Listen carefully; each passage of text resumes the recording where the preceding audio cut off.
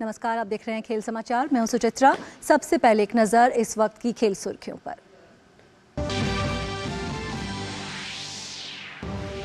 भारत और दक्षिण अफ्रीका के बीच टेस्ट सीरीज आज से हुई शुरू। सेंचुरियन टेस्ट में दक्षिण अफ्रीका का टॉस जीतकर गेंदबाजी का फैसला। भारतीय बल्लेबाजी लड़खड़ाई। भारत ने 7 विकेट के नुकसान पर बनाए 169 रन। ऑस्ट्रेलिया और पाकिस्तान के बीच बॉक्सिंग डे टेस्ट आज से मेलबर्न में हुआ शुरू। पहले दिन का खेल खत्म होने तक ऑस्ट्रेलिया ने अपनी पहली पारी में 3 विकेट पर बनाए 187 रन।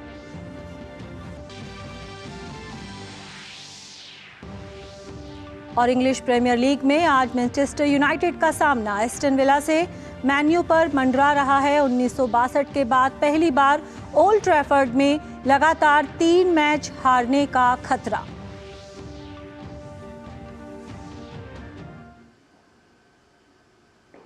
अब खबर विस्तार से। सबसे पहले बात करते हैं सेंचुरियन टेस्ट की।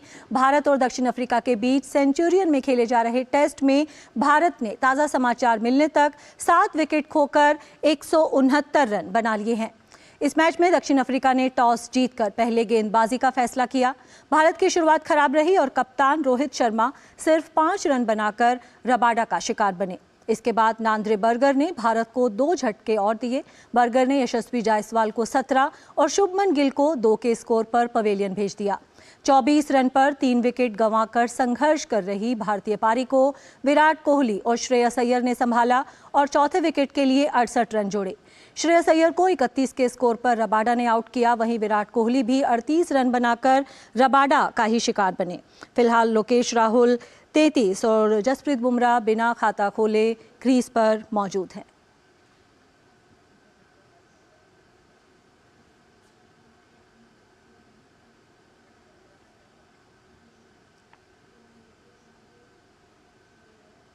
और सेंचुरियन टेस्ट के पहले दिन के खेल के बारे में और बात करने के लिए हमारे साथ न्यूज़ रूम से जुड़ रहे हैं हमारे संवाददाता अभिषेक महाजन। जी अभिषेक, जिस तरह की परिस्थितियां थी, मैच थोड़ा देरी से शुरू हुआ, लग रहा है कि ये जो टॉस है, टॉस जीतकर जो फैसला लिया है दक्षिण अफ्रीका ने, उनके लिए बेहद कारगर साबित हुआ है ये फैसला। जी सुचित्रा, स्कोर को देखकर हम कह सकते हैं कि दक्षिण अफ्रीका के लिए एक गुड टॉस टू विन हम कह सकते हैं। लेकिन अगर आप पिच को देखें सुचित्रा, यहाँ पर वेरिएबल बाउंस हो रहा है, ओवरकास्ट कंडीशंस हैं। कल भी अभी ये टॉस भी हमने देखा कि वेट आउटफील्ड की वजह से जो टॉस है वो देरी से हुआ था। आगे भी अगर हम फोरकास्ट देखें तो कल 88% चांसेस हैं बारिश के। तो उस हिसाब से और जिस तरीके से गेंदबाजी की है दक्षिण अफ्रीका ने, इतनी अच्छी गेंदबाजी उन्होंने की नहीं है। अगर और बेहतर उससे गेंदबाजी करते तो शायद टीम इंडिया का स्कोर और कम होता जी। विकेट को देखा जाए, जिस तरह का बाउंस देखा जाए, आपने देखा होगा जिस तरह के श्रेयस अय्यर आउट हुए, बॉल नीचे रह गया। अश्विन आउट हुए, बॉल थोड़ा सा ऊपर आया था। स्कोर अगर टीम इंडिया 250 भी बना लेती है तो दक्षिण अफ्रीका के लिए मुश्किलें साबित हो सकती है। जिस तरह की टीम इंडिया का गेंदबाजी अटैक आप देखिए, जसप्रीत बुमराह है, मोहम्मद सिराज है, प्रसिद्ध कृष्णा यहाँ पर डेब्यू करते नजर आएंगे। तो शार्दुल ठाकुर हैं जिनको हम कह सकते हैं कि इंग्लैंड में जिस तरह की उन्होंने अपना ऑलराउंड प्रदर्शन दिखाया था, ऑस्ट्रेलिया में उन्होंने अपना प्रदर्शन दिखाया था। इतनी खराब स्थिति नहीं है जितना कहा जा रहा है पिच को अगर हम देखा जाए। लेकिन हाँ, हम ये कह सकते हैं कि शुरुआत और बेहतर हो सकती थी। रोहित शर्मा को सेटअप किया एक बार कगिसो रबाडा ने, हुक और पुल उनको पसंद है, उनको तैयार किया कि वो हुक शॉट खेले, उसी शॉट पर वो खेलते हुए आउट हुए। यशस्वी जायसवाल को अच्छी गेंद मिली, विराट कोहली को काफ़ी अच्छी गेंद मिली जिस तरीके से वो आउट हुए। लेकिन हाँ, स्थिति भारत की और बेहतर हो सकती थी, लेकिन इतनी भी खराब स्थिति नहीं है कि टीम इंडिया को बिल्कुल हम ये कह दें कि बिल्कुल नकार नहीं सकते हैं। 200-250 रन का भी स्कोर बन जाता है तो यहाँ पर पहले इनिंग्स का ठीक ठाक स्कोर माना जाएगा। जी बिल्कुल, अगर हम देखें 30s विराट कोहली, श्रेयस अय्यर काफ़ी एफर्ट किया था उस पार्टनरशिप में। अनलकी रहे कि बड़े स्कोर तक नहीं लेकर जा सके, लेकिन जो उनकी पार्टनरशिप थी हम कहेंगे कि worth its weight in gold. बिल्कुल सुचित्रा, 68 रन की साझेदारी और दोनों अच्छे नजर आ रहे थे। शुरुआत में दोनों को हम कह सकते हैं कि लेट ऑफ जरूर मिला जब विराट कोहली 4 रन के स्कोर पर थे। लेग साइड की तरफ फ्लिक करते हुए उनका एक जॉर्जी ने ड्रॉप कैच किया। श्रेयस अय्यर का भी मार्को यानसन ने एक ड्रॉप किया, एक लेट ऑफ हम कह सकते हैं। लेकिन हम कहते हैं ना, क्रिकेट में ऐसा होता रहता है और अच्छी साझेदारी थी, बड़ी साझेदारी हो सकती थी। लेकिन हम वहाँ पे कह सकते हैं कि ठीक ठाक गेंदबाजी करी साउथ अफ्रीका ने, लेकिन हम कह सकते हैं कि सुचित्रा की इसीलिए फाइनल फ्रंटियर कहा जाता है साउथ अफ्रीका को। यहाँ पर बल्लेबाजी करना आसान नहीं होता है। गेंदबाजी में बॉल थोड़ा ऊपर, जब बैटिंग में बॉल थोड़ा ऊपर नीचे होगा, जैसे रोहित शर्मा ने भी प्री मैच प्रेस कॉन्फ्रेंस में ये कहा कि सबसे मुश्किल जगह है साउथ अफ्रीका बल्लेबाजी के लिए, आसान नहीं होने वाला। और गेंदबाजों के लिए भी ऐसा होता है सुचित्रा कि बिल्कुल आप जिस टप्पे पे गेंदबाजी करना चाहते हैं और जैसी आप स्विंग चाहते हैं और जिस लय में आप गेंदबाजी करना चाहते हैं, कभी कभी वो लय भी चली जाती है। फील्डर के लिए भी थोड़ा मुश्किल होता है बॉल को जज करना, क्योंकि जो बॉल होता है फील्ड, जब श्रेयस अय्यर के बल्ले से जब गेंद निकली तो वहाँ स्विंग हुआ पॉइंट पर मार्को यानसन के, इसलिए वहाँ पे कंफ्यूजन हुआ। तो आसान नहीं होता है, इसलिए फाइनल फ्रंटियर भी कहा जाता है। और इसलिए शायद भारतीय टीम ने यहाँ पर 4 टेस्ट मैच जीते हैं अभी तक, 23 मुकाबले जो उन्होंने पूरे खेले हैं। 8 टेस्ट सीरीज यहाँ पर भारतीय टीम ने खेली हैं और 7 टेस्ट सीरीज भारतीय टीम को हार का सामना करना पड़ा है। रोहित शर्मा ने कहा भी प्रेस कॉन्फ्रेंस में कि पिछले 2 जो सीरीज हुई थी, जो भारतीय टीम 2-1 से हारी थी, काफी क्लोज थे हम। 2010 में ऐसा सुचित्रा पहली बार हुआ था, या हम कह सकते हैं तीसरी बार हुआ था जब ड्रॉ हुई थी सीरीज। लेकिन जिस तरह की टीम इंडिया की गेंदबाजी अटैक है और जिस तरह की टीम है, दक्षिण अफ्रीका से ऑन पेपर काफी मजबूत नजर आती है। लेकिन देखने वाली बात होगी, आज पहला दिन है, अभी दूसरा सेशन चल रहा है, देखने वाली बात होगी कि 2 टेस्ट मैचों में टीम इंडिया किस तरह का प्रदर्शन करती है। जी बिल्कुल, लोकेश राहुल क्रीज पर हैं अभी, तो उम्मीद बरकरार रखनी चाहिए कि स्कोर को थोड़ा आगे तक लेकर जा सके भारतीय टीम। बहुत बहुत शुक्रिया अभिषेक हमारे साथ जुड़ने के लिए। और अब बात करते हैं मेलबर्न टेस्ट की। ऑस्ट्रेलिया और पाकिस्तान के बीच बॉक्सिंग डे टेस्ट आज से मेलबर्न में शुरू हुआ। पहले दिन का खेल खत्म होने तक ऑस्ट्रेलिया ने अपनी पहली पारी में 3 विकेट पर 187 रन बना लिए हैं। इस मैच में पाकिस्तान ने टॉस जीतकर पहले गेंदबाजी का फैसला किया। डेविड वार्नर और उस्मान ख्वाजा ने ऑस्ट्रेलिया को अच्छी शुरुआत दी और पहले विकेट के लिए 90 रन जोड़े। डेविड वार्नर 38 और उस्मान ख्वाजा 42 रन बनाकर आउट हुए।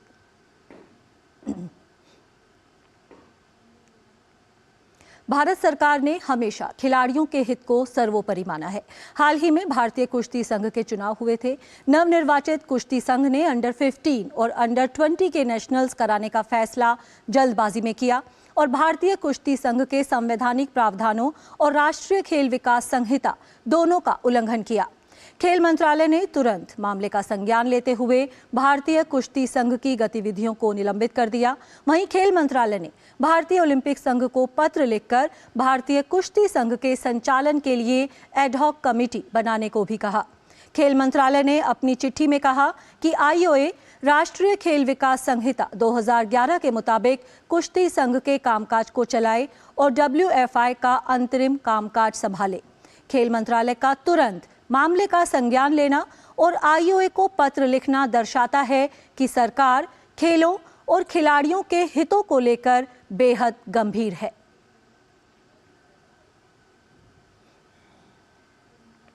भारतीय एथलेटिक्स फेडरेशन की उपाध्यक्ष एवं पूर्व एथलीट अंजू बॉबी जॉर्ज ने देश में खेलों का परिदृश्य बदलने के लिए प्रधानमंत्री नरेंद्र मोदी को धन्यवाद दिया। अंजू बॉबी जॉर्ज ने कहा कि खेलो इंडिया और फिट इंडिया जैसे अभियान की वजह से भारत में खेलों की दशा और दिशा बदल गई है। As a sports person, sir, I was here for almost 25 years, and what I'm seeing then and now, a lot of changes. When I got India's first global medal 20 years back, even my department was not ready to give a promotion. They were saying it's not in there. But after when Neeraj got a medal, I have seen the changes, sir. A lot of changes, the way how we are celebrating, how you are celebrating, sir, and how all India is celebrated. Actually, I'm envy with them because I was in a wrong era. Through Khelo India project, through Fit India project, everywhere now sports is a talk. And India is now ready to accept the fitness, ready to do sports. And everybody is actually celebrating our victory. And our Indian sports person, they are doing really well in international arena. It was just during our time 1 or 2 athletes, but now it's a bunch of athletes. It's because of your leadership, sir. And women empowerment, it's not a talk now, it's just not a word. Every Indian girl is ready to dream, and they know their dreams will come true one day. And it was a dream come true, sir, when you announced 36 Olympics we are willing to host. We already started preparation, we already started meeting for that, and I'm ready to witness that big glory. India will be on the top of the world, sir.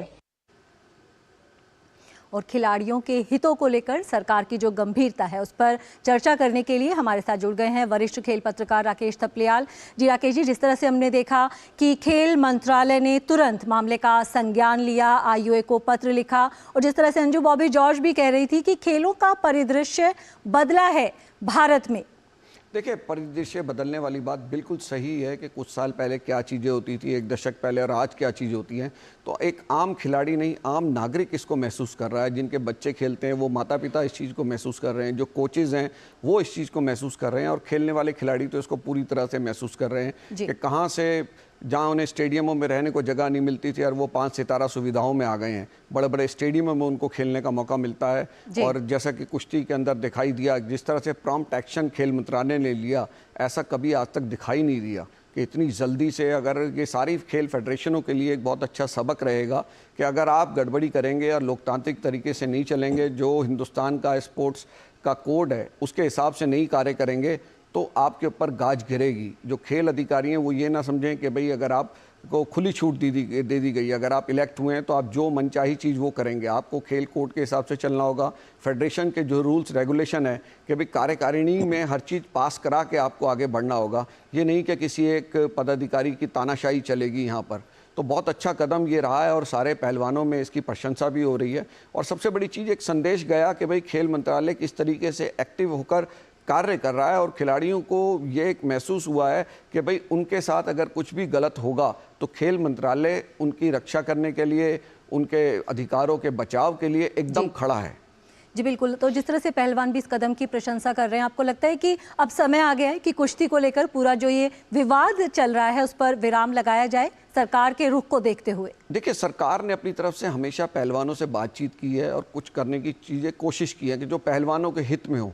लेकिन क्या होता है कि देखिए, खेल federation जो है ना, एक वो स्वतंत्र निकाय हैं, स्वतंत्र संगठन होते हैं, और उनके ऊपर क्या होता है कि जैसे चुनाव कराना, सरकार ने चुनाव भी करवाए, लेकिन अगर चुने हुए पदाधिकारी खेल कोड के हिसाब से कार्य नहीं करेंगे, खेल मंत्रालय के दिशा निर्देश के हिसाब से कार्य नहीं करेंगे, एक तानाशाही तरीके से अगर आप फैसले लेंगे तो उसका खामियाजा आपको भुगतना पड़ेगा। तो खेल मंत्रालय ने यहाँ एक अच्छा ढंग से ऐसा लगा है खिलाड़ियों को कि भाई अगर कोई भी खेल फेडरेशन, देखिए मैं तमाम खेल फेडरेशनों के पदाधिकारियों के साथ बातचीत में हूँ, और उनका सबका ये मानना है कि अब अगर उनकी फेडरेशन कोई भी गलत कार्य करती है तो खेल मंत्रालय इसी तरह से प्रॉम्प्ट एक्शन लेगा, और वो एक्शन खिलाड़ियों के हित में होगा। लेकिन जो पदाधिकारी अपनी मनमानी चलाते हैं उसके ऊपर जरूर अब अंकुश लगेगा, और तमाम खेल फेडरेशनों के जो पदाधिकारी हैं उनके अंदर अभी के डर की भावना बैठी है कि भाई हमें बिल्कुल स्पोर्ट्स कोड के हिसाब से चलना होगा, हर वो कार्य करना है जो खिलाड़ियों के हित में हो, और पदाधिकारियों को अपनी मनमानी नहीं चलानी है। तो मुझे लगता है कि ये एक एक्शन तो जो कुश्ती फेडरेशन है उसके ऊपर हुआ है,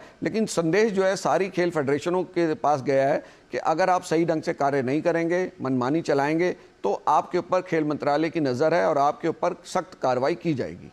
बिल्कुल। और जिस तरह से संज्ञान लिया है खेल मंत्रालय ने, आपको लगता है कि खिलाड़ियों को निश्चिंत हो जाना चाहिए कि खेल मंत्रालय के लिए खिलाड़ियों का हित सर्वोपरि है? 2024 की शुरुआत होने वाली है, ओलंपिक ईयर है, रेसलिंग एक ओलंपिक स्पोर्ट है, तो अब पहलवानों को अखाड़े में लौटकर सिर्फ अपनी तैयारियों पर ध्यान देना चाहिए। नहीं, बिल्कुल सही। जो हमारे शीर्ष पहलवान हैं, और ओलंपिक का ईयर आने वाला है, कुछ दिन की बात है, और बड़ा महत्वपूर्ण ये वर्ष है क्योंकि इसमें ओलंपिक खेल होने हैं, और ओलंपिक में हमारे कुश्ती में लगातार मेडल्स हमारे पास आते हैं। और मुझे लगता है कि हमारे पुरुष और महिला पहलवान उन सब का एक ही लक्ष्य होगा कि सारे जो विवाद है अब इसको भुलाकर आप बेहतरीन से बेहतरीन जो है ट्रेनिंग अपनी कीजिए, सारी चीज़ों को भुलाकर, और पूरा ध्यान अपनी ट्रेनिंग में लगाएं। और उनके, देखिए, आपके हितों की देखभाल करने के लिए खेल मंत्रालय है यहाँ पर, जो आपको कोई दिक्कत आने वाली बात नहीं दी जाएगी। किसी पहलवान को, किसी को भी ट्रेनिंग से जुड़ी हुई कोई भी समस्या कभी खेल मंत्रालय ने आने नहीं दी। हर पहलवान की हर समस्या को सुलझाया गया है, और जो सुविधा पहलवानों ने मांगी है उन्हें वो उपलब्ध कराई गई है। न केवल पहलवान बल्कि तमाम सारे खेलों का, और ये हम नहीं बोल रहे हैं या सरकार नहीं बोल रही है, ये खिलाड़ी खुद बोलते हैं, जो कोचेज़ हैं वो खुद इस चीज़ को बोलते हैं। आम जो खेल प्रेमी है वो इस चीज़ को महसूस करता है कि खिलाड़ियों को जो सुविधा चाहिए वो होती है। इसी वजह से आप देखिए, ओलंपिक खेल हो, एशियन गेम्स हो, पैरा गेम्स हो, पैरा एशियन गेम्स हो, उन सब में हमारे पदक लगातार बढ़ते जा रहे हैं। जी। और जैसा कि हम 2036 के ओलंपिक की मेजबानी का दावा करने जा रहे हैं, तो निश्चित रूप से किसी भी ओलंपिक के जब मेजबानी का कोई भी देश दावा करता है तो वो इसकी एक बड़ी बुनियाद ये होती है कि उसके खिलाड़ी ओलंपिक में अधिक से अधिक पदक जीतने में सक्षम हैं। तो जो सरकार की प्लानिंग है, लॉन्ग टर्म की प्लानिंग है कि हमारे पहलवान आने वाले समय में हिंदुस्तान को ओलंपिक की पदक तालिका में जो टॉप 10 में लेके जाएं। वो इस ओलंपिक में ना हो सके कोई बात नहीं, अगले ओलंपिक के उसके लिए होगा, लेकिन हिंदुस्तान का खेल तरक्की पर है। सब लोग इस चीज़ को देख रहे हैं। एक ऐसे खेल जिसमें हम पदक नहीं जीत पाते थे, उसमें एथलेटिक्स में हमने गोल्ड मेडल जीता है यहाँ पर ओलंपिक्स के अंदर, और वर्ल्ड चैंपियनशिप, और पूरी दुनिया में हमारे खिलाड़ियों की धाक है। और देखिए कि तमाम ऐसे खेल जैसे जेवलिन थ्रो को लें तो किशोर जैना भी हमारे पास हैं कि जो नीरज चोपड़ा को कड़ी चुनौती दे रहे हैं। बिल्कुल। तो एक एक खेल के अंदर, एक एक इवेंट में हमारे एक एक 2-2 3-3 खिलाड़ी यहाँ पर अच्छा बेहतरीन प्रदर्शन कर रहे हैं। तो बेंच स्ट्रेंथ भी हमारी बहुत अच्छी तैयार हो रही है। बिल्कुल। चलिए, जैसा कि कहा भी जा रहा है, खेलों में स्वर्णिम काल चल रहा है भारत में, तो यही उम्मीद करनी चाहिए कि खिलाड़ी अपनी ट्रेनिंग पर ध्यान दें और ये जो विवाद है इस पर विराम लगे। बहुत बहुत शुक्रिया राकेश जी हमारे साथ जुड़ने के लिए। धन्यवाद। महिला चयन समिति ने ऑस्ट्रेलिया के खिलाफ आगामी वनडे और T20 सीरीज के लिए भारतीय महिला क्रिकेट टीम की घोषणा कर दी। भारत को ऑस्ट्रेलिया के खिलाफ 3 वनडे और 3 T20 मैच खेलने हैं। वनडे और T20 टीम की कप्तानी हरमनप्रीत कौर करेंगी, वहीं स्मृति मंधाना दोनों ही फॉर्मेट में टीम की उपकप्तान होंगी। 3 मैच की वनडे सीरीज मुंबई के वानखेड़े स्टेडियम में 28 दिसंबर से शुरू होगी। वहीं T20 सीरीज की शुरुआत 5 जनवरी से नवी मुंबई के DY पाटिल स्टेडियम में होगी। भारतीय टीम ने हाल ही में एकमात्र टेस्ट में ऑस्ट्रेलिया को हराया था। ये पहला मौका है जब भारतीय महिला टीम ने ऑस्ट्रेलिया के खिलाफ कोई टेस्ट जीता।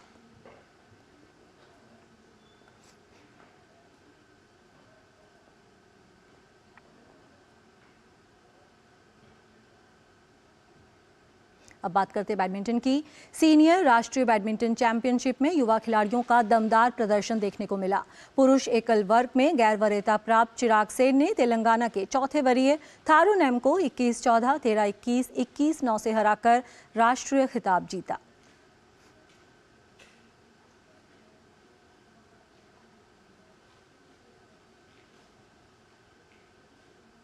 सीनियर राष्ट्रीय बैडमिंटन चैंपियनशिप के ही महिला एकल वर्ग में अनमोल खरब ने स्वर्ण पदक पर कब्जा जमाया। फाइनल में अनमोल ने पंजाब की तन्वी शर्मा को 15-21, 21-17, 16-8 से हराकर राष्ट्रीय खिताब जीता।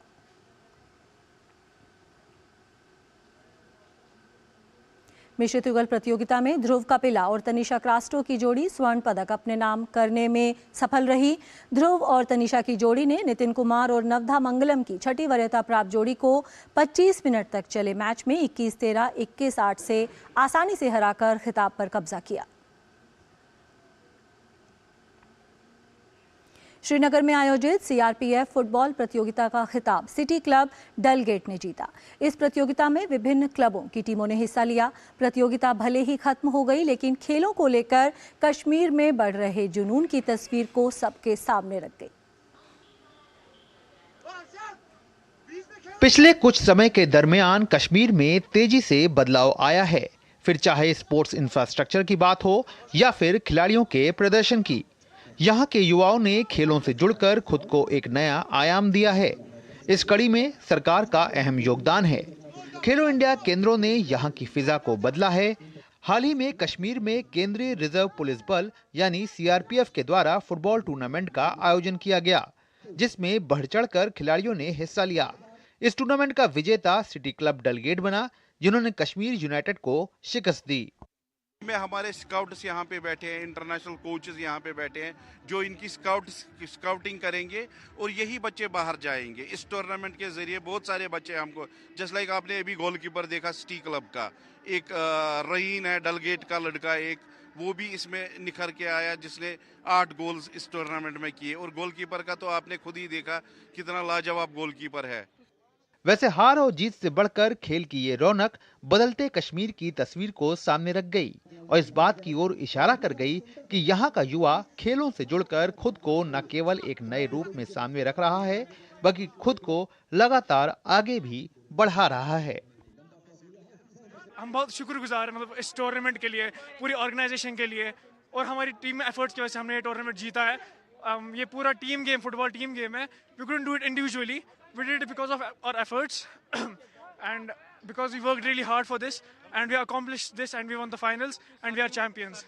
हम चाहते हैं कि आगे भी ये CRPF टूर्नामेंट कंटिन्यू रहे तो अच्छे से खेली। ये टूर्नामेंट जो होता है हर साल होना चाहिए, इससे बच्चे स्पोर्ट्स की तरफ रहते हैं और जो बाकी गलत कामों से उनसे दूर रहेंगे। दरअसल विकास और बदलाव का असली चेहरा भी यही है। अब यहाँ का युवा खुद को खेलों में आगे निकालने के लिए लगातार प्रयासरत है और जिसमें सबसे बड़ी भूमिका सरकार और सुरक्षा एजेंसियों द्वारा उपलब्ध कराया जा रहा वह प्लेटफॉर्म है, जहाँ यहाँ का युवा न केवल खुद को निखार सकता है बल्कि विकास के पथ पर आगे भी बढ़ सकता है। Sports desk, DD news. Delhi के जवाहरलाल नेहरू स्टेडियम में दिल्ली मास्टर्स एथलीट मीट 2023 का आयोजन हुआ।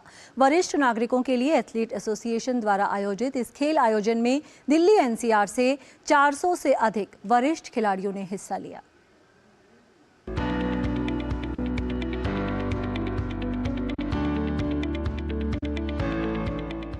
मैदान पर अपने खेल कौशल का लोहा मनवाते ये हैं मास्टर्स एथलीट।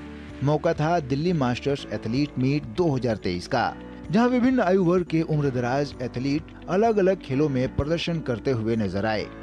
इस मंच पर 50 वर्ष से लेकर 106 वर्ष के खिलाड़ियों का प्रदर्शन देखने को मिला। इस मौके पर दिल्ली के खेल सचिव अशोक कुमार ने खिलाड़ियों को पदक देकर सम्मानित किया। वहीं इस खेल आयोजन में हिस्सा लेने वाले खिलाड़ी भी बेहद उत्साहित नजर आए। मुझे जीतकर इतना अच्छा लग रहा है और मुझे देखकर बच्चे भी सीखेंगे कि भाई इतनी 65 की एज की अगर इतना कर सकते हैं तो हम क्यों नहीं कर सकते। 100 मीटर में जीता है गोल्ड मेडल मेरी माँ को, ठीक है, और बहुत अच्छा लगा यहाँ पर आने की, बहुत अच्छा लगा। अपने बच्चों को पढ़ाओ लिखाओ दौड़ करवाओ और दूसरे देश में भेजो, मेडल जीत कर लाओ, अपने देश को रोशन करो। जब तक दिल से या मन से नहीं करोगे कुछ तो आप शरीर से नहीं चल सकते। मन बनाना पड़ता है, जब मन बना लिया तो फिर कोई चीज़ मुश्किल नहीं है। खेलते रहो, सर्कल जुड़ता चला जाएगा, खाने पीना भी हजम होगा, बॉडी भी फिट रहेगी और करने को कुछ दिल करेगा। इस खेल प्रतियोगिता के आयोजकों की माने तो ये मंच न केवल सीनियर सिटीजन खिलाड़ियों को खेल का मंच प्रदान करता है बल्कि पीएम मोदी के फिट इंडिया मुहिम को आगे ले जाने में भी अहम योगदान देता है। आदरणीय पीएम जी मोदी जी जो हमारे हैं, उनका जो ये जो विजन है फिट इंडिया, इसका हम पूरा समर्थन करते हैं और इसी के दिशा में हम जा रहे हैं।